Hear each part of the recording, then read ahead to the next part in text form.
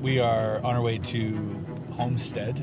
The main idea is that we get to spend several hours inside Coral Castle and document it and film it for the first time in, who knows how long. He was brought into a mystery school, and in some way he was able to convey the mysteries of the ancients and hide mysteries into this stone construction. They look down, what is this sitting on? And they find it's a piece of rock. They send it to the geology department and they say, material not of this earth. It comes from where? Outer space? 2 teenage witnesses were said to have seen Ed levitating the giant stones like balloons. That there is a black ball. They find a black ball. The gears that he had inside, it was a pump. And the holes on that one point at the top of the gateway over here where there's a metal. Because you can get energy from limestone, depending on how you create your stone technology, I believe even the positions that they were put in, the locations that the chair sat in, had a purpose energetically even. So this entire place is one giant stone machine. He died with the secrets of why he moved the castle on the ley line intersection of the Bermuda Triangle. I was born here in Homestead. I don't remember Coral Castle, to be absolutely honest, but I remember the old gentleman who built it. Because one of the things that the owners are totally against is somebody coming in and saying, I solved the mystery of Coral Castle. I have the puzzle done. It's one thing I've learned in my time here. Whenever you see something here that looks out of place, there's a reason. He even said that he knew the secret of the pyramids. The pyramids were built by armies of men. This old man did this by himself.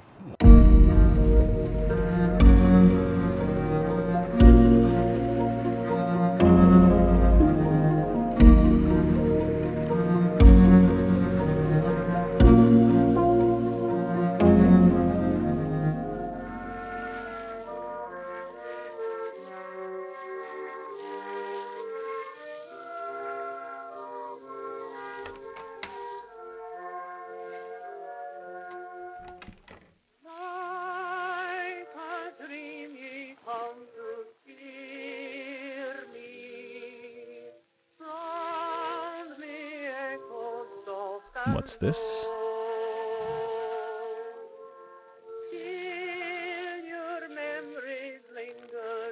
Another mystery package.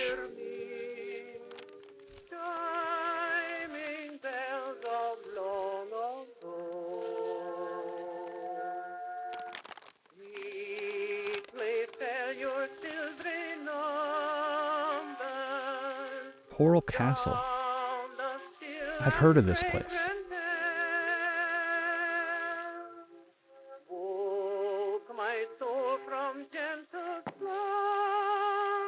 You're telling me. How nice of you, John.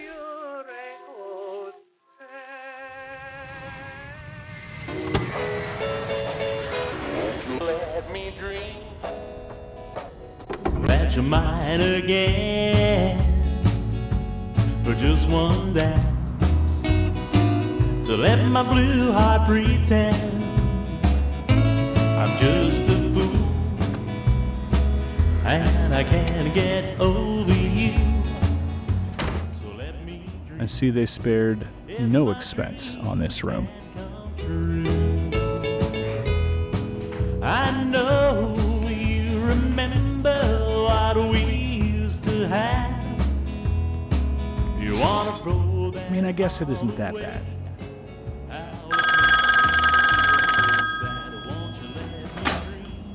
Agent Ramsey, Yes, sir.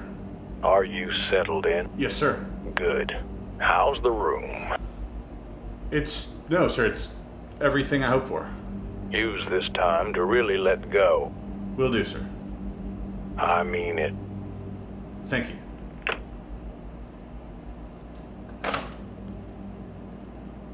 Well, Ramsey, you might as well enjoy yourself.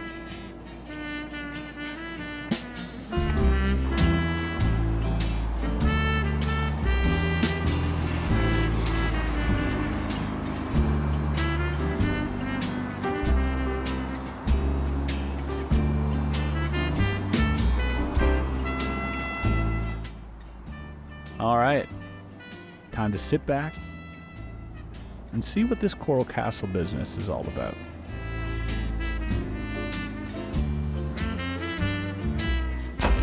What if I told you that about a century ago, a 100-pound, 5-foot-tall Latvian man with tuberculosis moved to Florida and built a castle out of coral rock that weighed a total of 1,000 tons? What if I told you the average weight of each individual stone was about 15 tons? Now imagine all of this was done with primitive tools and that he only worked at night. And just for good measure, imagine that he did all of this by himself. The story of Ed Leedskalnin begins in Latvia, January 12th, 1887. Not too much is known about Ed's youth other than he was a bit of a sickly boy who enjoyed reading and, it's said, had a very inquisitive mind. Sadly forced by poverty to leave school with only a 4th grade education. He possibly learned stonemasonry from his father and practiced this craft in Latvia. At the age of 26, he'd become engaged to his true love, 23-year-old Hermione Lucis, known now as Agnes Scuffs, which is a loose translation in Latvian to the words innocent kiss, or as Ed called her, his sweet 16. She would eventually leave him one day before their wedding. In 1912, with a broken heart, Edward left his home country and headed to North America, spending years traveling through Canada and the United States and working several jobs. But in 1923, Ed contracts tuberculosis and leaves Oregon for a warmer climate, Florida City. He was only given 6 months to live, but Ed was determined that the sun would cure him of his illness. He went back and forth from Canada to the United States, and he had to go through customs. And so he contracts up there, in those days, the incurable tuberculosis. And he ends up on the side of the road, on the side of the ditch. Ed is curled up and might have been a corpse. And the guy stops to inspect Ed and puts him in the car, takes him to the only doctor in town. The doctor said, "You won't make it 6 months. 6 months from now, you're going to be dead." And the doctor comes to visit him a year later, 18 months later. "How can you still be alive?" And Ed says to him, "He used the powers of magnetricity." In Florida City, he purchased a plot of land and began work on his new home, spending much of his time carving giant 2-ton stones into rocking chairs and experimenting with pulleys, levers, and homemade winches. He was crafty, ingenious, and above all, a very hard worker. Later, in 1937, he would move every bit of carved stone to its final destination, Homestead, Florida. Why he chose Homestead remains to be investigated, but little is known exactly how Ed managed to move all of the giant stones to his new location. As the story goes, he rented a truck, and while the driver wasn't looking, Ed had already loaded it all onto the truck's bed. 2 teenage witnesses were said to have seen Ed levitating the giant stones like balloons. 2 kids stumbled across Ed in the castle, and they said that they saw him levitating those slabs. When we came along to put the book together, they were gone. They had passed away. But we found one of the guy's sisters. She said, to his dying day, my brother said, "I saw what I saw. I saw those big slabs floating in the air." But I do recall something I heard from my time with remote viewer Major Ed Dames. Dames and his team spent some time trying to decipher Ed's secrets. And Major Dames might have a different theory on how this was all done. He's got this big block, 2-ton block of coral on this truck bed. And it's attached by chains to, a pulley.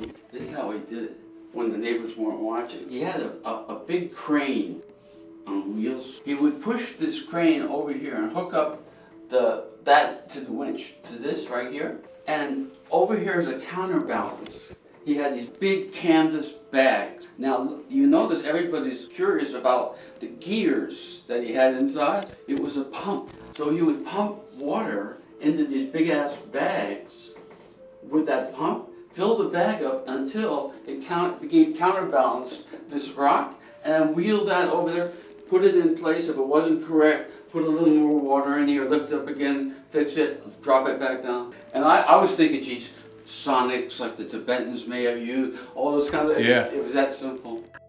Now, over the next 20 years, he would continue to grow his coral castle, adding some structures that weighed up to 26 tons. He would also build his own power supply and radios so that he could get news from the war. People would come from all over to marvel at Ed's creations, paying 10 cents at the door, and ringing the bell twice would summon Ed from his castle. But more people meant more speculation. Not only were Ed's stone monuments large in scale, but they seemed to have a celestial connection, from the polar telescope to the unusual sundial, and even the placement of Coral Castle itself, which intersects with various ley lines. What are ley lines? They are a map of lines drawn from sites of great historical value, like Easter Island and the various pyramids. In his book, The Old Straight Track, Alfred Watkins, in 1925, an early photographer and inventor of the pinhole camera, showed that there was a vast network of straight lines crisscrossing Britain, aligning a large number of ancient sites and standing stones, burial mounds, etc.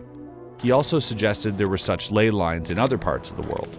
Independently of Watkins' ideas, a similar notion, that of heilige Linien, or holy lines, was raised in the 1920s in Germany. But it wasn't until the 1960s, after Ed's death, that people started making otherworldly connections to ley lines.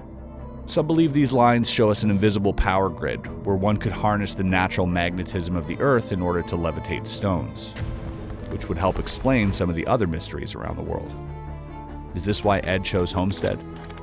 Witnesses recall Ed holding a witching rod or a dowsing rod on the side of the road before moving to Homestead.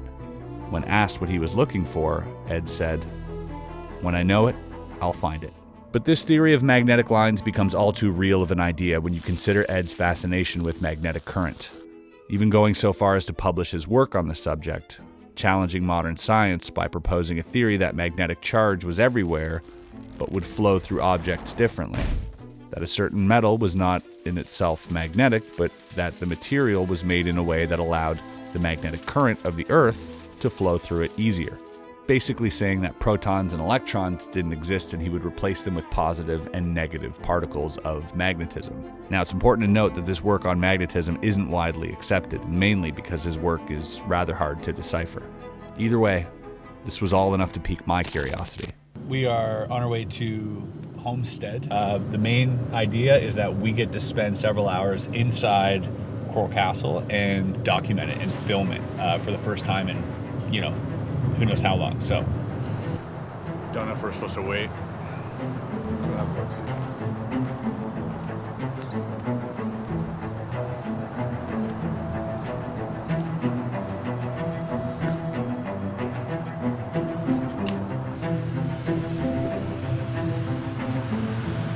All right, follow me. Hi. So I know the premise of your show is solving puzzles. Oh, that's the main channel, but the Area 52 is totally different. Because one of the things that the owners are totally against is somebody coming in and saying, I solved the mystery of Coral Castle. I have the puzzle done. Then they get really, that just blows our whole entire business. It is to be noted that for legal purposes, I've blurred and concealed the identity of this person, and the views and opinions of this person are not necessarily those of Coral Castle. Also, my intentions here at Coral Castle were, and still are, investigative, and are not meant to damage Coral Castle's reputation. Hearing this news was a bit of a shock. I was always under the impression that Coral Castle's mysteries had been looked into, which was the reason it became such an incredible attraction. I mean, even the History Channel put out an episode on Coral Castle during a season of Ancient Aliens, and surely they must have done their research. But this did pique my curiosity. We, for the first time in I don't know how long, are allowed to film in Coral Castle. So currently they're waiting on a gentleman who is 94 years old, who was like 5 years old when he knew, or when he saw Ed Leedskalnin. So we're gonna get his sort of report. This is what the place was originally called, is Rockgate Park that was perfectly balanced at one point on a plate on the ground. This block weighs 9 tons. It's just one piece of rock. See what you can do with one hand?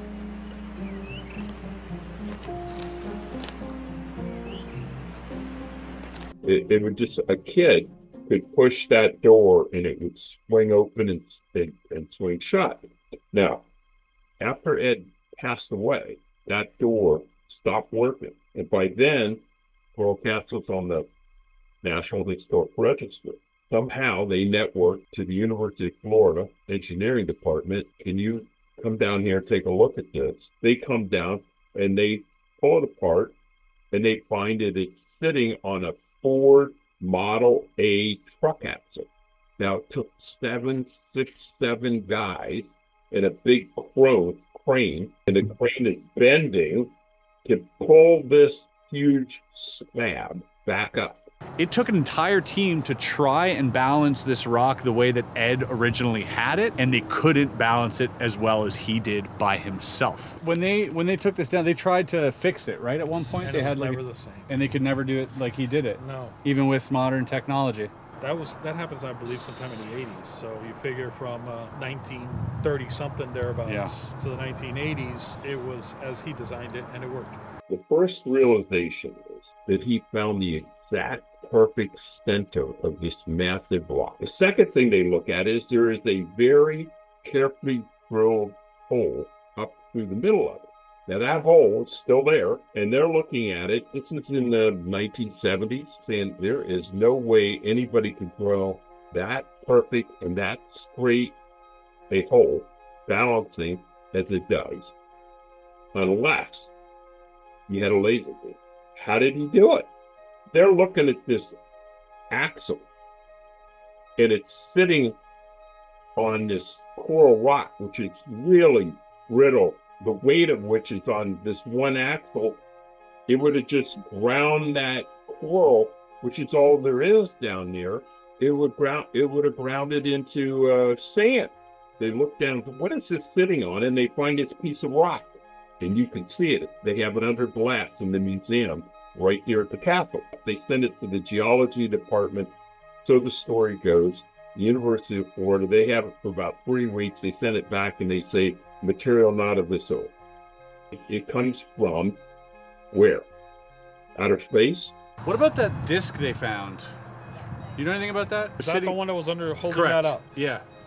No, I don't know anything about what the results of that were. As interesting as these claims were, I had to reach out to the University of Florida and the University of South Florida myself and check in with their geology departments. Unfortunately, neither had any record of testing this specific material, and without the name of the professor who conducted the tests, it would be near impossible to dig up. No pun intended. This feels like the inside of a Disney ride. It does feel like Indiana Jones. Yeah, like a mine. We're inside Thunder Mountain. this man's castle right now. And sir, come on in. Your name again, once again? Robert Cruz. Robert Cruz is the resident expert of tools. Well, this was his workshop. Yeah. This whole area was his workshop. Ed was a master of repurposing things. He would repurpose anything and everything to make what he wanted. And he liked to build things out of very heavy parts. Because if you look around here, you'll see things are made out of leaf springs, you'll see railroad ties, you'll see the shackles to truck springs, you'll see all kinds of very large, heavy objects. So you guys are still finding things out about this place? Oh yeah. Even to this day? I've been coming here for 10 years, and every time I come here, I find something new. What's the most fascinating thing in this room that we're looking at right now? In this room, yeah, the thing of most curiosity is this has everybody perplexed. Ed's generator. Okay. And part of the reason it's so perplexing is there's parts missing because people have stolen stuff from here over the years. If you look under here, you're going to see an engine block. It's a Model T engine block mounted in concrete. Right. Up here, these are the magnets from the Magneto that he stacked up, and there's a handle so you can spin it. That wood block used to have a transformer mounted on it. So when you crank it, it would induce voltage in the transformer, and this contraption here was supposed to be some kind of electrical contact, but there's parts missing to it. So we'll never know how it works. Now, if the giant 9-ton spinning door wasn't enough to make you scratch your head, this piece of electrical equipment known as the flywheel is also shrouded in mystery. Claims of its use range from being a magnetic levitator, anti-gravity device, electromagnetic generator, and even a perpetual motion device. But these claims are met with equal amounts of skeptical interpretations, suggesting the engine was part of a complex but mechanical system of pulleys, levers, and other devices that allowed Leedskalnin to move the stones using conventional physics, albeit with extreme ingenuity. It's one thing I've learned in my time here. Whenever you see something here that looks out of place, there's a reason. So this is mysterious. And the other thing that's mysterious, at least to me, being I'm an amateur radio operator, I'm also a techie nerd, these coils on these bottles, some of them have broken up. Why so big? Why so much wire? If you could build a crystal radio, it's just a diode, a coil of wire, and an antenna. Why so big? Why so much? If you look at the top of the wall, if you scrutinize the top of the wall, you will see he loved to use these giant nails that are hammered into the wall in a few places. You'll see them along the top of the wall. And I talked to an old timer, and he remembers seeing wires strung up all around the walls, which makes sense. World War II comes around. How's he going to get any news about what's going on in the war if he doesn't have any electricity? So the only way you're going to receive radios with a crystal radio, which requires an abnormally long wire, it doesn't need so much coils here. I don't know what he was doing with this and all these radio parts that he collected. This guy was just like a wealth of all sorts of knowledge. Yeah. Do you think he used all that to like really understand something that we don't know? There's some unexplainable things here. I try to keep an open mind, but at the same time, it's like, hey, let's debunk. Yeah. And there are some large stones here that have been moved. This right here is the hoist that he used to lift the stones. Right. This has a limited capacity. We have stones here that far exceed the capacity of this chain fall. Right. How did he erect them? And then there's some of the stones are at such elevation that the tripod, which is in the picture here, wouldn't have reached. Yeah, you How'd need a they get up tripod there? Twice the size of that. So you can't help but wonder, he didn't have a crane, he didn't hire cranes. The guy was extremely frugal. How'd that get up there? You got the rock cutting chisels right here. Yep. It was all done by hand. That's to come along. He would pull them on. He would roll them on logs. But then when it comes something like that giant obelisk that's out there, that thing exceeds the capacity of this by 4 or 5 times. Right. How'd that thing get up there? Yeah. So he had some techniques that So are there's that some remain a techniques mystery. that it's like, yeah, you can't explain it. It's just a mystery. While on the property, we had the opportunity to interview Billy Carson, a best-selling author, TV host, and founder of Forbidden Knowledge, known for his deep dives into ancient civilizations, space anomalies, and hidden truths. Testing 1, 2, Billy Carson, aka Forbidden Knowledge. Is this your first time at Coral Castle? No, not my first time. I've been here a couple times. What's your impression coming into this place? Like, what feeling do you get coming in here? Coming in here, I get the feeling something similar to going to a lot of the megalithic sites that I visit. The temples, the pyramids all around the world. As soon as you come here, if I didn't know I was in Florida, I would think that I was in another place, another country, where somebody left behind an ancient remnant. I wouldn't have known that this was built in quote unquote more modern times. So this is a very special place because the person that built this, Ed Leedskalnin, he definitely tapped into some real knowledge. At some point, he was taught this information because there was no Google back then, didn't exist. He was brought into a mystery school, and in some way he was able to convey the mysteries of the ancients and hide mysteries into this stone construction. What similarities do you find between the structures that you see here and some of the other megalithic structures? Similarities are, first of all, the size of the blocks and the weight. That's number one, obviously. I mean, some of this stuff was brought from miles away. Everywhere you go around the world, you hear the same story. These stones came from miles and miles away. And back then it was supposedly dragged along by, elephants and this and that. And then you got this guy here, he's not using that. So that really, to me, debunks the whole ancient mainstream theory. But what I see similar is, of course, the way that the masonry is cut, the precise cuts, the way that they fit together, almost interlocking in some ways. And all the alignments are all the same everywhere you go around the world. Yeah, there's something to be said about the alignments with the stars and the ley lines as well that are that are around this area. I mean, that's really fascinating. And I guess it is cool that we can sort of learn things about these ancient structures right here. Yeah. We might have answers here that we may not have anymore to some of those other places. What are your thoughts on the whole ley line deal? Yeah, I believe that ley lines are real. Yeah. When you look at the ley line grid, and then you start to see where they intersect and cross, and then you look at the ancient sites, all of a sudden, you start to see an anomaly. The front door of Ed's Coral Castle, that front door intersects two of the lines of the Bermuda Triangle. He died with the secrets of why he moved the castle with the front door on the ley line intersection of the Bermuda Triangle. Ancient sites and temples popping up where the ley lines cross. Underneath the oceans, sometimes in those spots you find things like the Yonaguni Pyramid or the Bermuda Triangle or all these other places that are intrinsically linked. The Bermuda Triangle is so linked to the Yonaguni. If you draw a line straight through the earth from the center of the Bermuda Triangle, you come out at the Dragon's Triangle in Japan. So there's some way these ley lines, these energetic lines, they knew how to harness them. They knew where they were located, which means they had some type of technology to read the energy fields, and they utilized those fields to, I guess, potentially levitate these stones. I was told earlier by one of the researchers here who, talked to us about the tools that he was drawing lines. Did he tell you about this? No. So there are these holes, much like the hole you see in the telescope. Yeah. But there's several of them around here that are clearly bored holes. Yeah. They all line up to create a giant triangle. Wow. If you look at it from above. Amazing. There's a spot out here where I walked past with a magnetometer, and the magnetometer started going quirky. And I thought, well, okay, let's be logical about this. There's probably a large piece of metal in the stone. I came back with some metal detecting equipment. Nothing. There's rumor that he picked this spot for a reason. And the ley lines thing gets brought up. I don't know enough about the ley lines and story. But that he picked this area for a reason.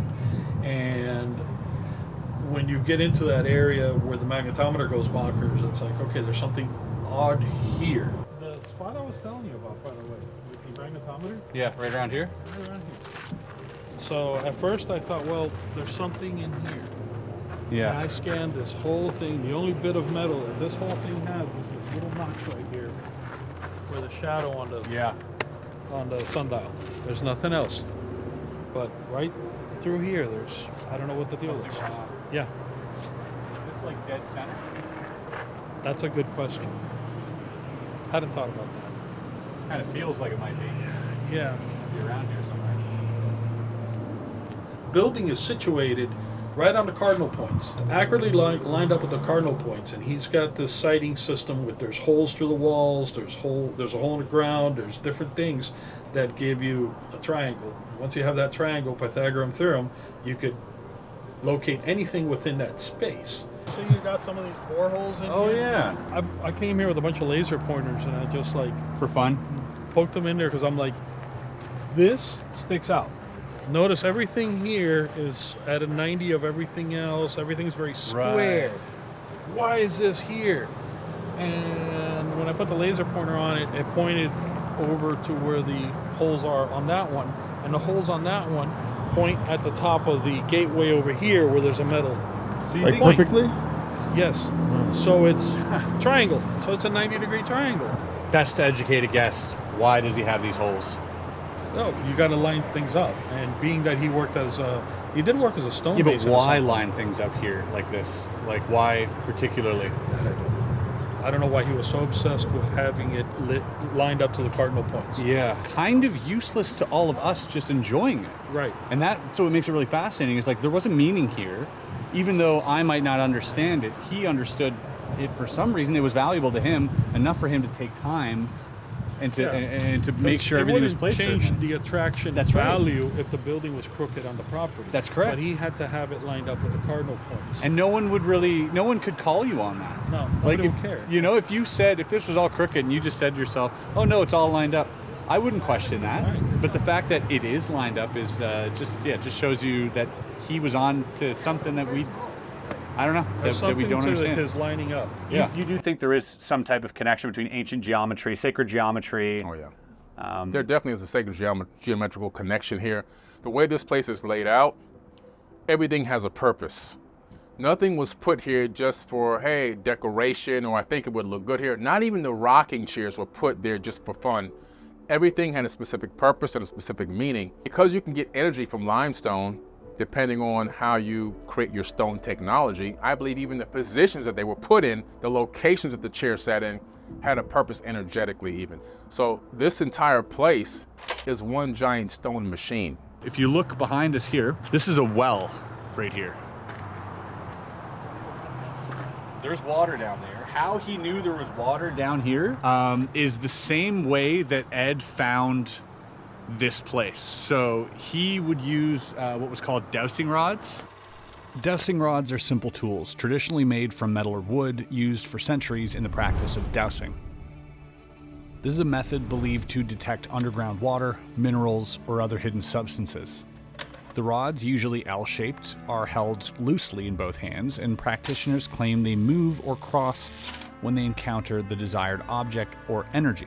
Though widely regarded as pseudoscience, dowsing remains popular in folklore and mysticism, with some attributing the rod's movement to subtle energy fields or intuition. He dug this out. This guy was 5 foot tall, 100 pounds, and had tuberculosis. And he dug this out.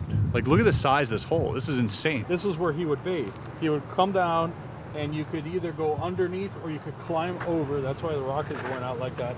And you're in like your own private bathtub in there. Where the well drops down is directly overhead, lets the sun in and lights it up. But Hurricane Andrew in the 1990s blew through that area of Florida.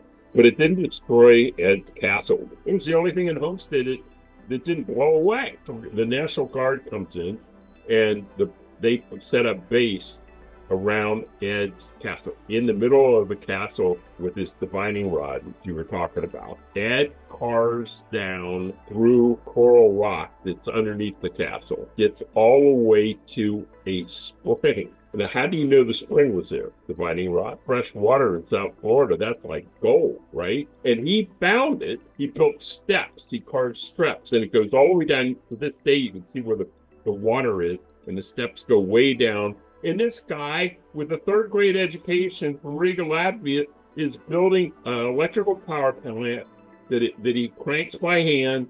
Florida National Guard has got this communications center, and it's radio, and they're getting this frequency interruption to the radio. So they get a diver, outfits himself, goes down into that well and finds a cave underwater and finds, so the story is, so the docent told me, no verification, that there is a black box.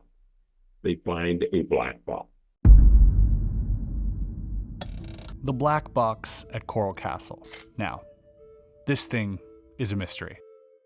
It's seen mounted on top of the tripod-like structure, and it's believed to have played a key role in Ed's ability to move massive stones. Some speculate it involved magnetic or electrical forces, and there are reports that he may have used cones in combination with this device. This mysterious setup bears similarities to boxes and tools depicted in ancient civilizations such as Egypt or Mesopotamia, which are thought to harness lost technologies for energy manipulation or construction. And with today's technology, it's interesting because we're beginning to take advantage of the sonic levitation principles ourselves.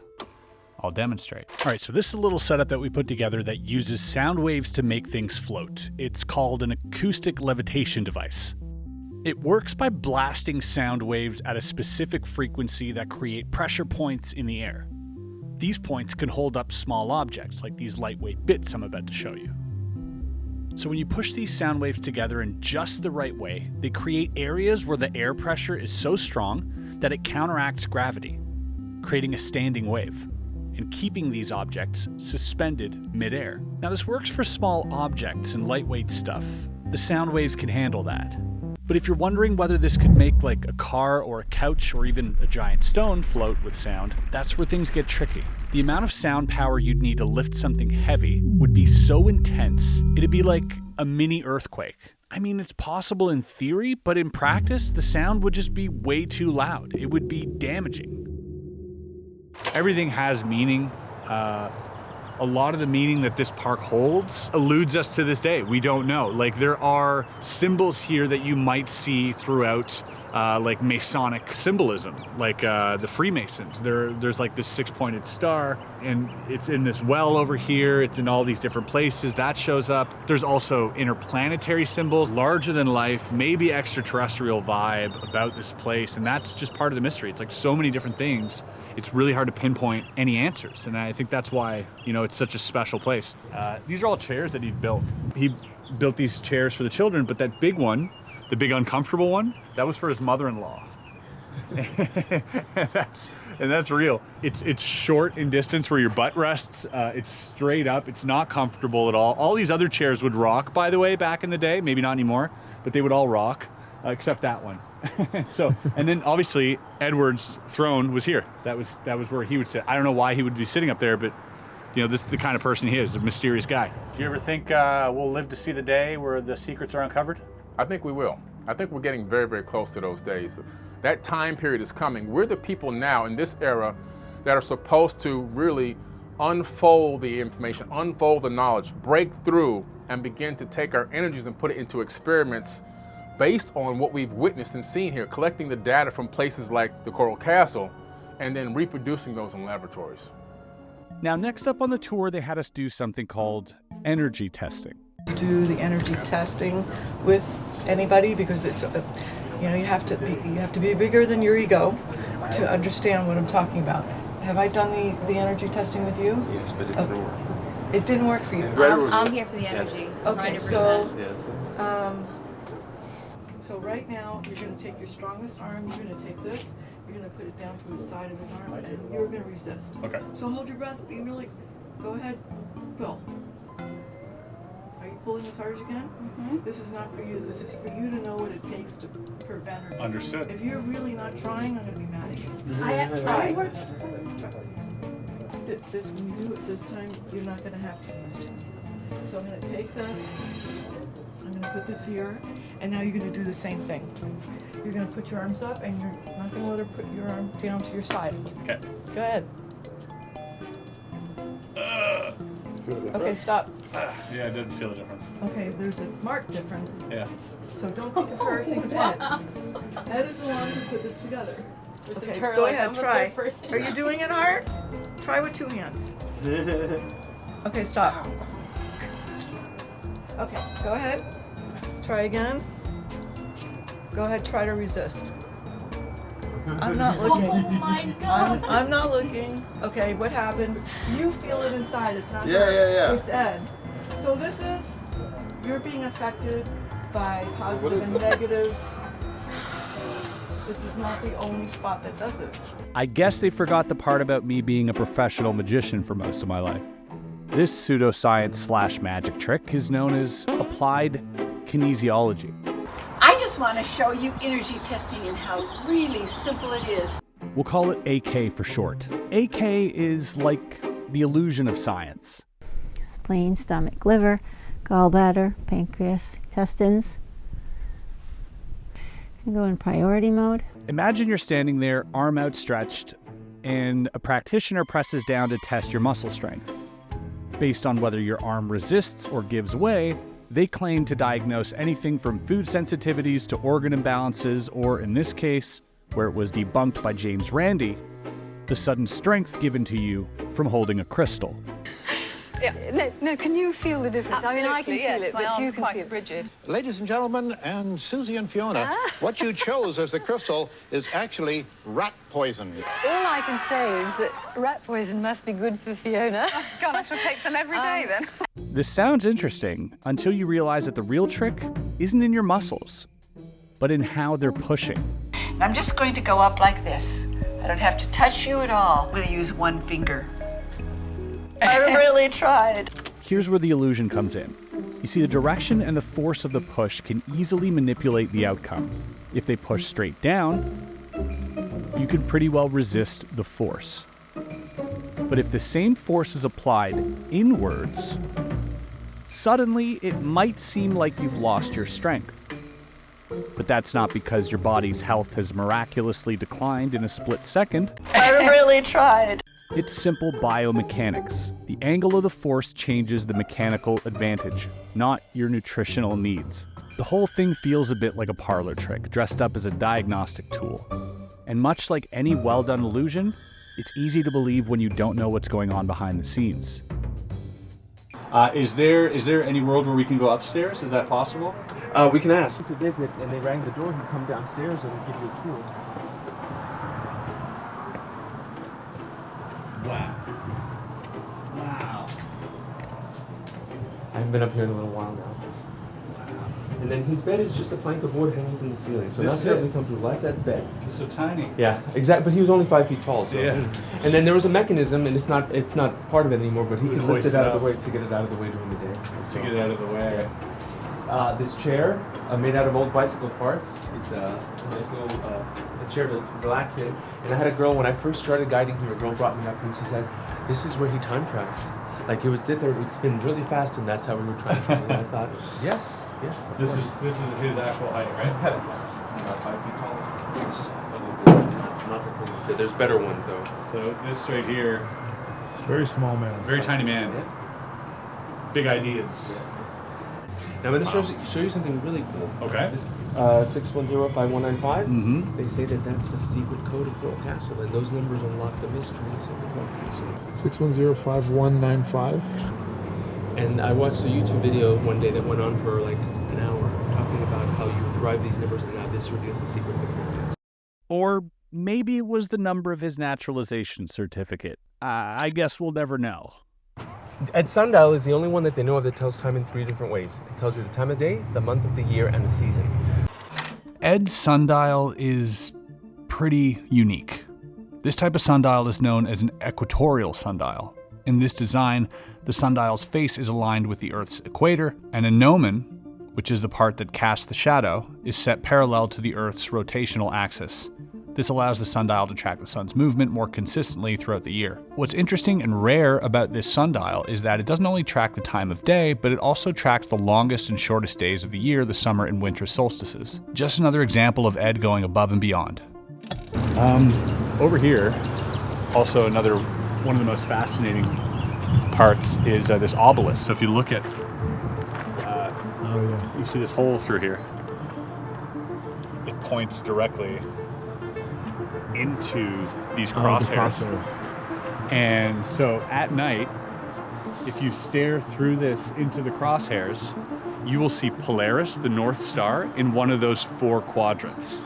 So it would tell you what season you're in, you know, and for him to move all of this in an exact position, it just shows you that these rocks weren't just placed randomly. Like, they had to be specifically placed and possibly even moved after they were placed to find the exact spot. I think that's what he's trying to show us here, is that, hey, the calendar, this thing, these aren't just random structures. I was able to move them the slightest amount if I wanted to. He wasn't a very tall guy. He was a little guy, little bathtub. Little steps to get up there. This is really interesting. So what does that look like to you, Nelson? Like a bird bath. Looks like a bird bath. It's a mirror. So the bottom, if you notice, the bottom has a dark rock in it. Well, that would allow him to see his own reflection. This was his bathroom. These are beds, by the way.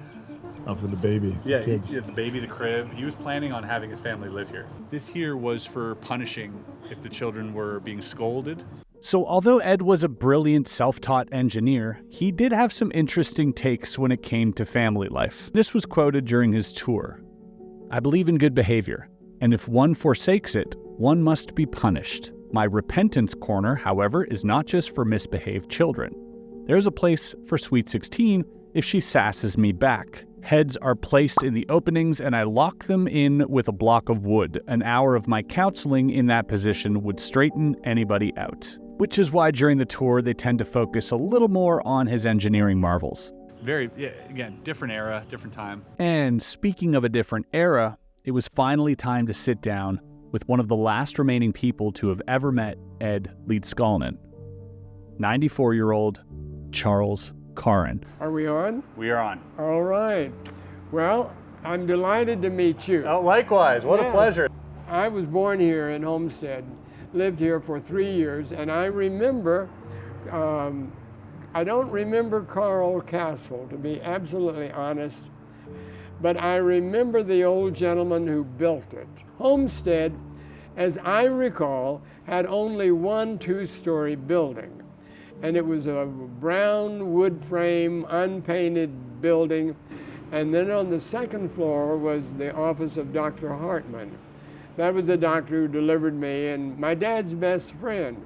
And so we had been to, or on our way to Dr. Hartman's office, and the gentleman that built Carl Castle was sitting on his bicycle, leaning against the wall, and I think having a soft drink from the pharmacy. At any rate, I probably would not have remembered that if my parents had not talked about him. But they knew who he was. They knew he was pretty much a loner. I don't think he had any social life at all. But he had built Carl Castle, which was an amazing accomplishment, and the townspeople knew it because they knew he had moved all these enormous stones by himself. There was nobody else here to help him. And he even said, and this, I remember my father quoting this, he even said that he knew the secret of the pyramids. Now, I've been in the pyramids. I went up the Pyramid of Khufu, which is the biggest there in northern Egypt. The difference between what was done here at Carl Castle and the pyramids were built by armies of men. This old man did this by himself. How did he do it? And I don't think the townspeople at that time were alert enough or interested enough to realize what he was doing. I couldn't appreciate the fact that he was moving these stones, individual stones weighing tons. Do you think anyone will ever solve the mysteries of Coral Castle? I doubt it. I really doubt it. Number one, the tools he had at his disposal were just very simple tools. And I think the mystery is in what he said, that I have discovered the secret of the pyramids. And by that, he was referring to the fact that he could move these stones. Yeah. I don't know the weight of them, but I'm looking at one, that spire. Yeah. It would take modern equipment, big equipment, to move that stone. Well, he got it standing up there. I later came across a book titled Mr. Cant is Dead by Orville M. Irwin. This book wasn't easy to find. Orville was a longtime friend of Ed's, and in his book goes into surprising detail of how Ed allegedly cut, carved, and moved these stones. In fact, Orville also claims that he was the one that drove the truck that these rocks were moved on, saying although Ed did indeed work alone to place the stones on the truck bed, it did take him several weeks to accomplish this, and the move from the first location to Homestead took most of the year. A far cry from the alleged overnight move. He claims that Ed had no regard for time, that he would work tirelessly to achieve these incredible feats at his own pace, using the simple tools that were available to him, mentioning that today's generation, in the 1950s, were push-button kids, a generation that would rather do things at the push of a button than believe that a single man could accomplish all of this by the sweat of his brow. In a July 1939 issue of a local paper, the Redland District News, there was an article about his moving job captioned, "Ed is doing a colossal job of moving, but he wants no help, thank you." It described how he worked pulling and laboring and unloading some of the massive pieces of rock, and then continued, "He will decline your neighborly gesture, courteously but firmly." According to Orville, making this statement, and I quote, "Ed wanted to tell people this would not be one of those tourist places where folks get fooled." Interesting. But in my opinion, does not make Coral Castle any less of a mystery. There's Nelson, by the way. What do you think about all of this. What are your thoughts on this, man? I've been here 2 times before, and like I told you, the first time. God, just got scared. Sorry. What? In that window. Jeez, yeah, that's terrifying. Watching. Yeah. No, anyway, so the first time was like a very special experience. I really enjoyed it. The second time I came, I felt like they really tried to hammer home some really wild stuff, and I was not there for it. And so I kind of left thinking about this place like that. But coming back here and hearing a lot more in-depth stories about things I didn't even know in the tour. Yeah, I don't know if there's...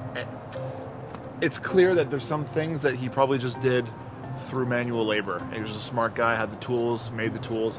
Other things, he did something else, and that is absolutely clear. I just don't know what it is, and that's the mystery, and you can't like explain that away, you know? What do you make of like the whole ley line situation and that type of thing? Yeah, I don't know too much about it, but I think that's interesting. I would love to come back here and measure the... With the magnetometer? Yeah. There's a vibe here. There's something. There is a vibe. Yeah. So I don't know. The mystery remains alive. It's a special place, I think, for sure.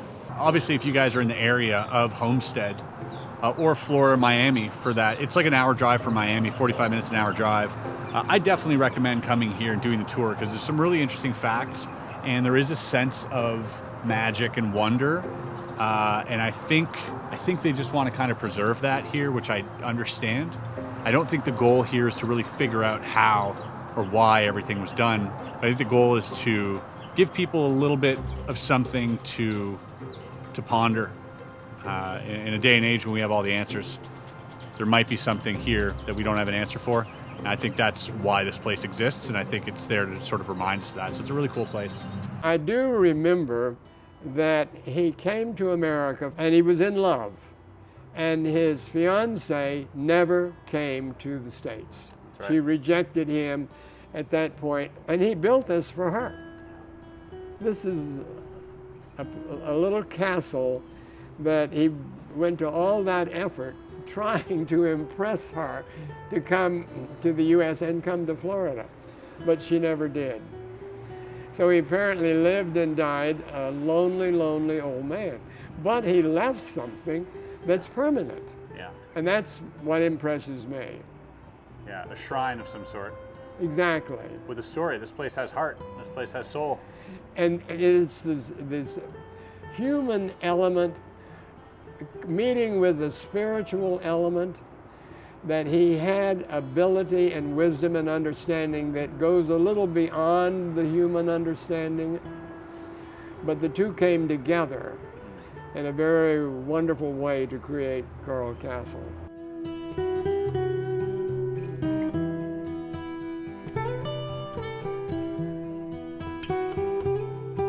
So, do I think Ed Leedskalnin harnessed the powers of magnetricity? Do I think he used sound to levitate these stones? Do I think he was aided perhaps by some non-human intelligence in order to erect this castle? No, I don't. I think before we even ask that question, we have to take a good look at ourselves. If a man who's 5 foot tall, 100 pounds, can build something so massive, what does that say about us? Of course, we'd rather believe that he was helped by aliens, because then I wouldn't have to take a good hard look at what I've done in my life. Now, we can't forget the fact that this took 30 years. That's not an overnight feat. You can get a lot done in 30 years, and I think he's proof of it. I mean, there are videos and photos of him using tools and moving these blocks inch by inch. I think if there's anything to learn from Ed Leedskalnin is his dedication, his precision, his patience, and above all, his work ethic.